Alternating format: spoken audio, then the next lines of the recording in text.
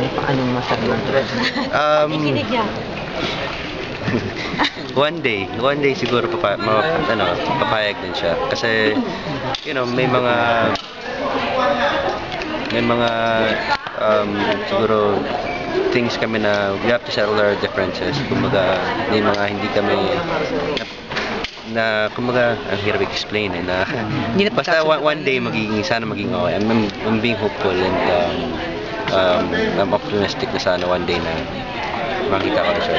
Pero di ba naging okay naman kayo before? Yes, naging okay kami. Yan, may pinag-awayan lang.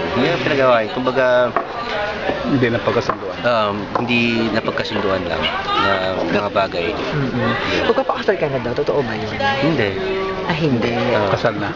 Hindi. Pero is it true na may baby ka na raw ulit sa yeah.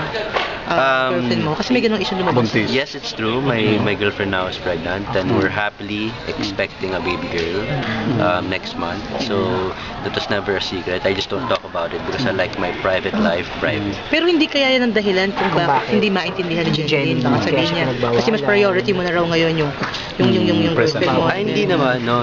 I've always explained to Jen naman na, you know, because a few months ago work was scarce. Wala masyado So, yung support ako kay Jazz, medyo na-hold back. Pero I've explained to her na, you know, na pagdating ng salary ko, that I would always give to Jazz naman. But feeling niya siguro I was really holding back because hindi ako nakapagbigay ng 2 months. But the 3rd month, nakabigay ako. Pero nangyari na lahat ng mga so yun, sana if she was just patient and if she just believed me na what I was saying was true, sana hindi kami nag-away-away.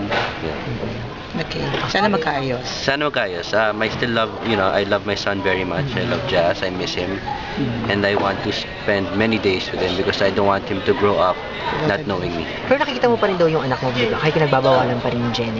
Si Mami Lydia daw. There's one time na nung